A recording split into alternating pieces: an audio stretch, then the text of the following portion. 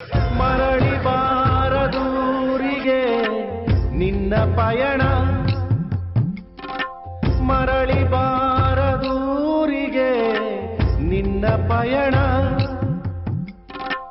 ಹೇಳಲಾಗದ ಮಾತಿನಲ್ಲಿ ಕೇಳಲಾಗದ ಧ್ವನಿಯಲ್ಲಿ ನೋಡಲಾಗದ ಕಣ್ಣಿನಲ್ಲಿ ಕಾಣಲಾಗದ ಜಾಗದಲ್ಲಿ.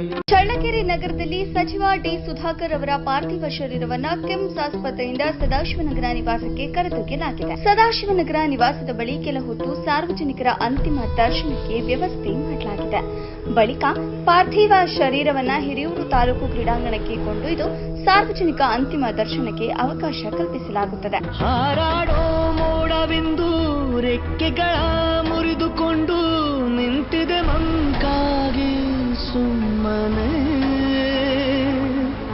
ತಂಗಾಳಿ ಅಂಗಳವುದ. ಭಾನುವಾರ ರಾತ್ರಿ ಚಳ್ಳಕೆರೆ ನಗರದ ಸುಧಾಕರ್ ನಿವಾಸ ಮುಂದೆ ಸಾರ್ವಜನಿಕರ ಅಂತಿಮ ದರ್ಶನಕ್ಕೆ ವ್ಯವಸ್ಥೆ ಮಾಡಲಾಗಿದ್ದು ಪೂಜೆ ವಿಧಿವಿಧಾನಗಳನ್ನು ನಡೆಸಲಾಯಿತು. ಇಂದು 10 ಗಂಟೆಗೆ ಸುಧಾಕರ್ ಪಾರ್ಥಿವ ಶರೀರವನ್ನ ನಗರದಲ್ಲಿ ಮೆರವಣಿಗೆ ನಡೆಸಿ ಸಾರ್ವಜನಿಕರಿಗೆ ದರ್ಶನಕ್ಕಾಗಿ ಸುಧಾಕರ್ ಕ್ರೀಡಾಂಗಣದಲ್ಲಿ ವ್ಯವಸ್ಥೆ ಮಾಡಲಾಗಿತ್ತು.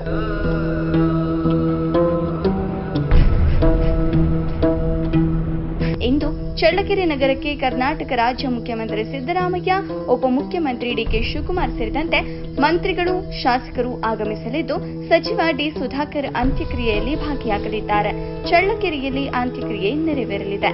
ವರದಿ ಸುರೇಶ್ ಬೆಳಗೆರೆ, ಟಿವಿ ನ್ಯೂಸ್. ಬೆವರಿರೋ ಸೂಚನೆ, ಬೆಂಕಿ ಮಳೆಗೆ ಬಂದ ಮೇಲೆ ಹೂವು ಹೇಗೆ ತಾನೆ ಕಾಣಬೇಕು ನಗುವು.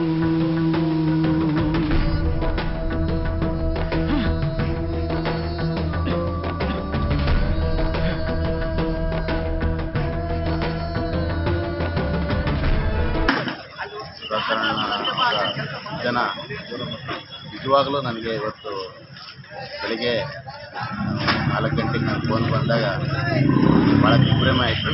ನಿಜವಾಗಲೂ ನಾವು ಇದನ್ನು ಊಹಿಸಿರಲಿಲ್ಲ. ಆಮೇಲೆ ಸುಧಾಕರ್ ಅಣ್ಣವರು ಮತ್ತು ನಾನು ಸುಮಾರು 2000ನೇ ಇಸ್ವಿಯಿಂದ ಜೊತೆ ಇದ್ವಿ. ಅದಾದ ನಂತರ ಅವರು ವ್ಯವಹಾರಿಕವಾಗಿದ್ದು, ನಾವು ಜಯಣ್ಣರವರ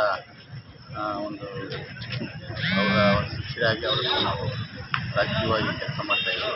ಆ ಸಂದರ್ಭದಲ್ಲಿ ಜಯಣ್ಣವರು ಮರಣ ಹೊಂದಿದ ನಂತರ ಆ ಕುಟುಂಬದಿಂದ ರಾಜಕೀಯಕ್ಕೆ ಬರಲೇಬೇಕು ಅಂತ ಹೇಳ್ಬಿಟ್ಟು ನಾವು ಸುಧಾಕರ್ ಅವ್ರನ್ನ ಒತ್ತಾಯ ಮಾಡಿದ್ವಿ. ಅವ್ರು ಯಾವ ರಾಜಕೀಯದ ಬಗ್ಗೆ ಏನು ಆಸಕ್ತಿ ಇರಲಿಲ್ಲ ಅವರಿಗೆ. ಇಲ್ಲ, ನೀವು ಬರಲೇಬೇಕು, ನೀವು ಪಿಂಗಪ್ಪನವರ ಹೆಸರು ಉಳಿಸಬೇಕು ಅಂತ ಹೇಳಿ ಅವ್ರನ್ನ ಬಲವಂತವಾಗಿ ರಾಜಕೀಯಕ್ಕೆ ಕರ್ಕೊಂಡ್ಬಂದ್ವಿ.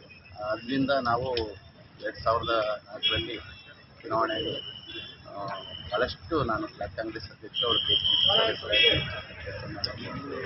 ಅವರು ಉತ್ತಮವಾದಂಥ ಸೇವೆ ಮಾಡಿದರು. ಕೇವಲ 4 ವರ್ಷ ಮೊದಲನೇ ಅವಧಿಯಲ್ಲಿ ಸಾಕಷ್ಟು ಅಭಿವೃದ್ಧಿ ಕಾರ್ಯಗಳನ್ನು ಮಾಡಿದರು. ಮತ್ತು ಅವರು ದಾನ ಧರ್ಮದಲ್ಲಿ ಎತ್ತಿದ ಕೈ. ಅವರಷ್ಟು ದಾನ ಧರ್ಮ ಮಾಡಿರ್ತಕ್ಕಂಥವ್ರು ನಮ್ಮ ಚಳ್ಳಕೆರೆಯಲ್ಲಿ ನಾನು ಕಂಡಂಗೆ ಯಾರೂ ಇಲ್ಲ. ಅಷ್ಟು ದಾನ ಧರ್ಮ ಮಾಡ್ತಕ್ಕಂಥ ವ್ಯಕ್ತಿ. ಮತ್ತು ಯಾರಾದರೂ ಆಸ್ಪತ್ರೆ ಆಗಲಿ, ವಿದ್ಯಾಭ್ಯಾಸಕ್ಕಾಗಲಿ, ಅವರು ಎಷ್ಟೇ ಅವ್ರಿಗೆ ಕಷ್ಟ ಇದ್ದರೂ ಸಮೇತನೂ ಅವ್ರಿಗೆ ಸಹಾಯ ಮಾಡ್ತಕ್ಕಂಥ ಒಳ್ಳೆಯ ಬುದ್ಧಿಯನ್ನು ಅವ್ರು ಇಟ್ಕೊಂಡಿದ್ರು. ನಿಜವಾಗ್ಲೂ ಅವರು ಭಾಳ ಸ್ನೇಹಿತರು. ನಿಜವಾಗ್ಲೂ ಅವರು ಇದರಿಂದ ಪರಿಶಿಷ್ಟ ಪಂಗಡ ಒಂದು ಮೀಸಲಾತಿ ಆದ ನಂತರ ಅವರು ಅನಿವಾರ್ಯವಾಗಿ ಇಳುವರಿಗೆ ಹೋಗಬೇಕಾಯ್ತು. ಇಲ್ಲಾಂದರೆ ಇವತ್ತಿನವರೆಗೂ ಚಳ್ಳಕೆರೆಯಲ್ಲಿ ಅವರು ಶಾಸಕರಾಗಿತ್ತು ನನ್ನ ಅಭಿಪ್ರಾಯ. ಚಳ್ಳಕೆರೆಯಲ್ಲೇ ಭಾಳ ಜನ ಅಭಿಮಾನಿಗಳು ಹೊಂದಿದ್ರು. ಹೌದು, ಈಗಲೂ ಸಹ ಸುಮಾರು 3 ಚುನಾವಣೆಗಳಲ್ಲಿ ಎದುರಿಸಿದ್ದಾರೆ. ಚುನಾವಣೆಯಾಗಿದ್ದು 3 ಚುನಾವಣೆಯಲ್ಲಿ ನಮ್ಮ ಚಳ್ಳಕೆರೆಯಿಂದಲೇ ಭಾಳಷ್ಟು ಅಭಿಮಾನಿಗಳಾಗಿ ಕೆಲಸ ಮಾಡಿದ್ದಾರೆ. ಅಲ್ಲಿಯೇ ಸಹ ಇದು ಕ್ಷೇತ್ರದಲ್ಲೂ ಸಹ ಉತ್ತಮವಾದಂಥ ಬಾಂಧವ್ಯ ಇಟ್ಕೊಂಡಿದ್ದಾರೆ ಮತ್ತು ಅನೇಕ ಅಭಿವೃದ್ಧಿ ಕಾರ್ಯಗಳನ್ನು ಮಾಡಿದ್ದಾರೆ.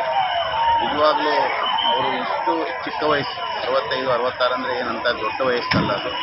ಅವರು ನಾವು ನಿರೀಕ್ಷೆನೇ ಮಾಡಿರಲಿಲ್ಲ. ಯಾಕಂದರೆ ಅವ್ರು ಯಾವತ್ತೂ ಕಾಯಿಲೆ ಬಂದು, ನಾನು ನೋಡ್ದಂಗೆ 22 ವರ್ಷದಿಂದ ಅವ್ರ ಸ್ನೇಹದಲ್ಲಿ ಯಾವತ್ತೂ ಕಾಯಿಲೆ ಬಂದು ಒಂದು ದಿವಸ ಅವ್ರ ಮನೆಗೆ ಮಲಗಿದಾರಲ್ಲ. ಆದರೆ ವಿಧಿ ಆಟ. ಅವರು ನಿಜವಾಗ್ಲೂ ಇವತ್ತು ನನಗೆ ಅವರು ಈ ಥರ ವಿಧಿವಶ ಆಗಿದ್ದಾರೆ ಅಂತಂದರೆ ನಂಬಕ್ಕಾಗ್ತಾ ಇಲ್ಲ. ನಿಜವಾಗ್ಲೂ ನನಗೆ ಭಾಳಷ್ಟು ಶಾಕ್ ಆಗಿದೆ. ನನಗೆ ಬೆಳಿಗ್ಗೆಯಿಂದನೂ ನಾನು ಯಾರ ಹತ್ರನೂ ಮಾತಾಡೋಕ್ಕೆ ಸಮೇತ ಆಗ್ತಾರಷ್ಟು ಬೇಸರ ಆಗಿದೆ. ನಿಜವಾಗ್ಲೂ ಅವ್ರು ಇನ್ನೂ ಇರಬೇಕಾಗಿತ್ತು, ಸಾರ್ವಜನಿಕರ ಇನ್ನೂ ಸೇವೆ ಮಾಡಬೇಕಾಗಿತ್ತು. ಅವ್ರು ಕಳ್ಕೊಂಡಿರ್ತಕ್ಕಂಥದ್ದು ನಮ್ಮ ಚಿತ್ರದುರ್ಗ ಜಿಲ್ಲೆಯಲ್ಲಿ ಭಾಳಷ್ಟು ನಷ್ಟ ಆಗಿದೆ. ವಿಶೇಷವಾಗಿ ನಮ್ಮ ಸಣ್ಣ ಸಣ್ಣ ಸಮುದಾಯಗಳಿಗೆ ಭಾಳಷ್ಟು ನಷ್ಟ ಆಗಿದೆ. ಯಾಕೆಂದರೆ ಅವರು ಸಣ್ಣ ಸಮುದಾಯಗಳಿಗೆ ಭಾಳಷ್ಟು ಅವರು ಒಂದು ಆಶ್ರಯವನ್ನು ನಮಗೆ ಒಂಥರ ಧೈರ್ಯ ಇತ್ತು ನಮ್ಮ ನಾಯಕರು ಅಂತಂದು. ನಿಜವಾಗ್ಲೂ ಇವತ್ತು ಎಲ್ಲ ಪ್ರತಿಯೊಬ್ಬ ಬಡವರು, ಹಿಂದುಳಿದವರು, ಅಲ್ಪಸಂಖ್ಯಾತರು ಎಲ್ಲರಿಗೂ ಸಹ ಸಹಾಯ ಮಾಡ್ತಕ್ಕಂಥ ಒಂದು ಮನಸ್ಸು ಇಟ್ಕೊಂಡಿದ್ರು. ಇಂಥ ಇವತ್ತು ಕಳ್ಕೊಂಡಿರ್ತಕ್ಕಂಥದ್ದು ವಿಶೇಷವಾಗಿ ನಾವು ವೈಯಕ್ತಿಕವಾಗೂ ನಷ್ಟ ಮತ್ತು ಚಳ್ಳಕೆರೆ ಕ್ಷೇತ್ರದಲ್ಲಿ, ಹಿಂದೂ ಕ್ಷೇತ್ರದಲ್ಲಿ ಉಂಟಾಗಿದೆ.